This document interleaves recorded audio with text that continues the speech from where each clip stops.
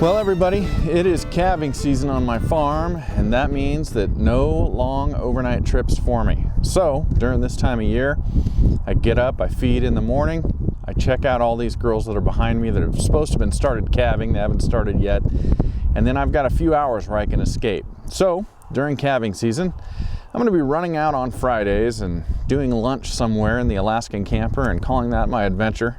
Just little day trips is all I can do. But it'll be kind of cool. I podcast for a living. I make a podcast called Off Farm Income for a living. And so what I'm going to do today, because on Fridays I always record an episode about rural crime, is I'm going to take my mixer and my microphone with me. I'm going to record that episode in the Alaskan Camper. So I'm going to get these guys fed. I'm going to get the camper loaded onto the pickup. And then I'm going to head up to a place called Bonneville Point, which is not too far from my farm here in Kuna. And it's a place where the French explorers first came over a hill and looked down into the valley where Boise, Idaho now sits, and they saw the river and the trees. That's where the name came from. They exclaimed le bois, which is the trees. They were happy to get out of the desert and see trees, and it's a cool spot to look down on Boise and the Treasure Valley of Idaho. So I'm going to head up there. I'm going to have lunch, pop up the camper, enjoy some time in it, and then get home to feed these girls again.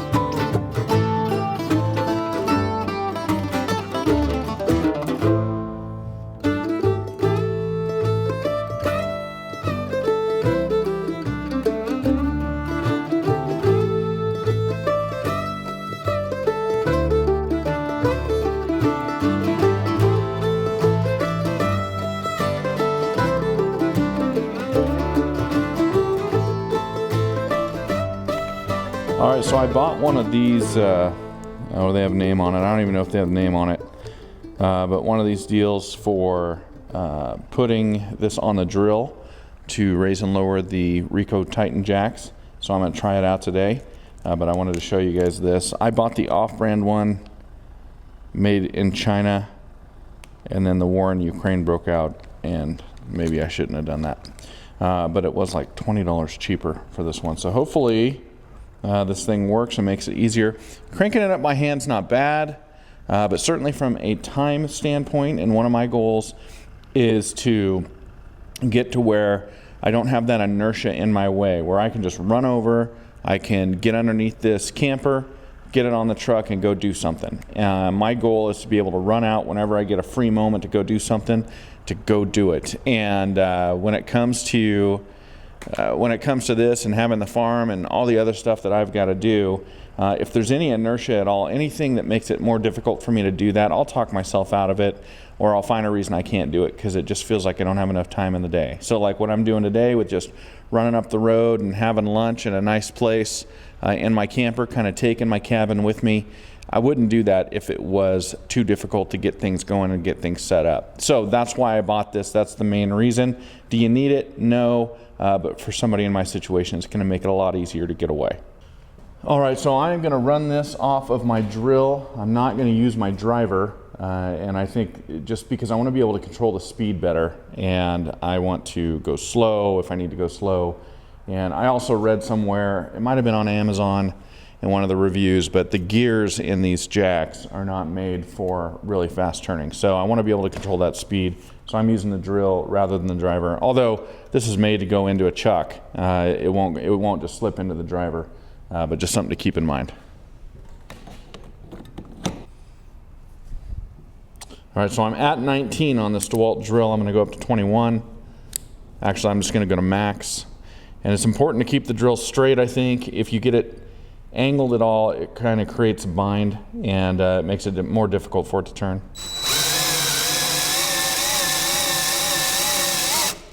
Okay, so I've got the drill on the max setting.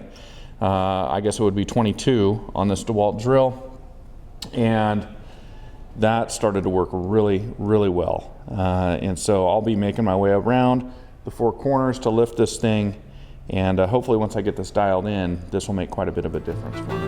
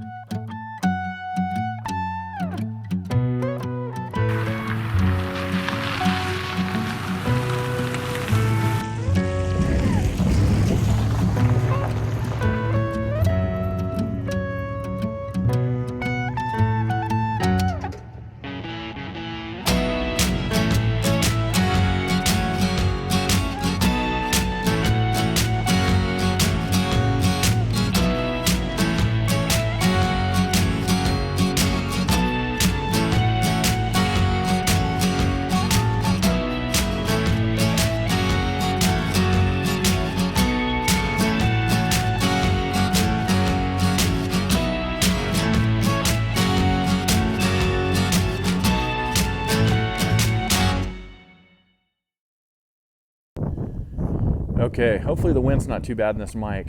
I don't have anything I can do about it right now, but this is Bonneville Point. It tells the whole story. The French trappers coming over, finding all of this. But let me show you the view. That's looking south by southwest over towards Kuna and the Owyhee Mountains out there. All right, and then moving more towards the west, this is Boise out there on the horizon. And I'll try and zoom in for you. And the airplanes are landing out over there near the airport. And that's the whole valley. That's the city of Boise. And the city of Boise butts right up to the foothills there. And those houses you're seeing down in the bottom over there, that's called Harris Ranch. And that hilltop above it, that mesa right above those houses, that's called the Warm Springs Mesa. Autumn and I, our second house was up there, and that's the house we sold when we moved to the farm. And you can hear that behind me. I don't know if you can hear it through the microphone of my headphones, but we're not horribly far from the Boise airport, and this is right on the approach path. So there's lots of jets going by.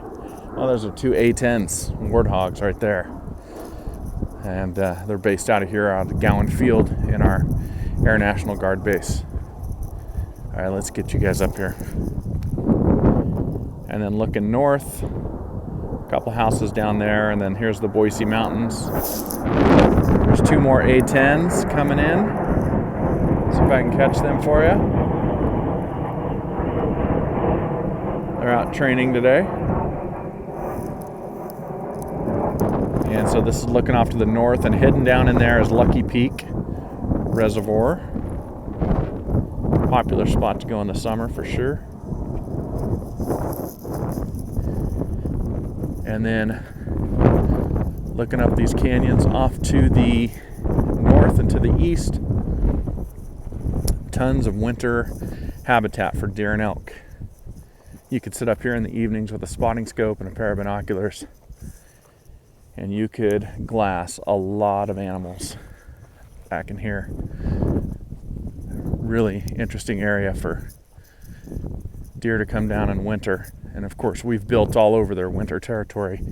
And I lived on the Warm Springs Mesa. That's a lot of winter feeding right there. I'm just as guilty as anybody.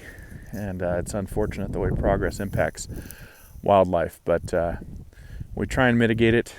But yeah, Boise is right in the middle of their winter territory.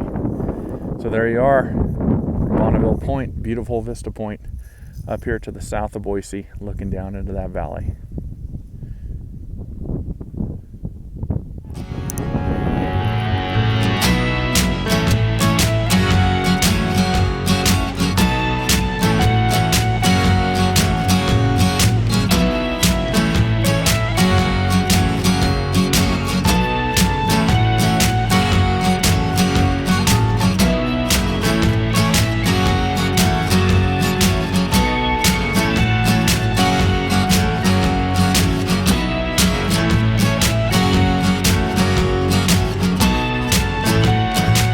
All right, so we are set up. I want to show you my view. I want to show you how this car stereo that the previous owner put in here works. If you pop up this storage lid right here, which is standard on the Alaskan, he's got these two speakers wired in and hidden down there, and you just bring them out and set them up. It's kind of handy. I like it. Look at this view. So we're at Bonneville Point, and this is just to the south of Boise, Idaho. If you're looking at those peaks right there, you're looking at the Boise mountain range. Just below that's Lucky Peak Reservoir, and then off to the left, down in the valley, is the city of Boise. So we're all set up. We got a great view for lunch. Excited to do this. It took me about an hour to put the camper on total, and that is with setting up cameras and stuff like that. So as I get quicker, I think that it'll be less than an hour. And then, of course, having that new tool really helps as well. That really worked out, so I'm really glad I got it. If any of you are wondering whether or not you should get it, I would suggest it. It worked really, really well.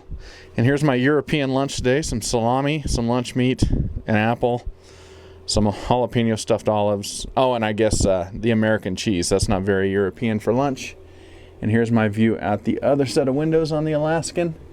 And that's looking back over towards the Owyhee Mountains and back towards Kuna, where my farm is, where I came from.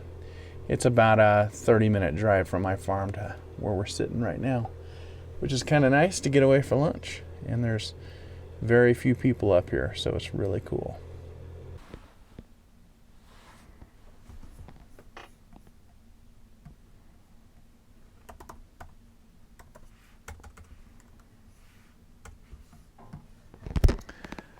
So I'm a professional podcaster, and that's what I do for a living. On Tuesday, Wednesday, and Thursday of each week, I do interviews with students from the FFA, with people who own businesses in agriculture, and that's what I do. That's my job. So I took this little picnic, this little lunch today on a Friday.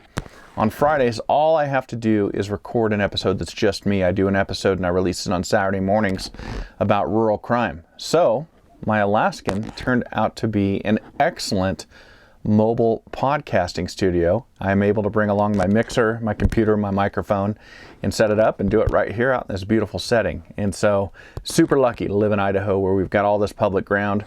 I can go out and I can do something crazy like this and spend the afternoon in my Alaskan and have a little adventure, even though I'm stuck on the farm until I get all those calves out. Hello, everybody, and welcome back to the Off-Farm Income Podcast. This is your host, Matt Breckwald, and you are tuned in for our Rural Crime Edition.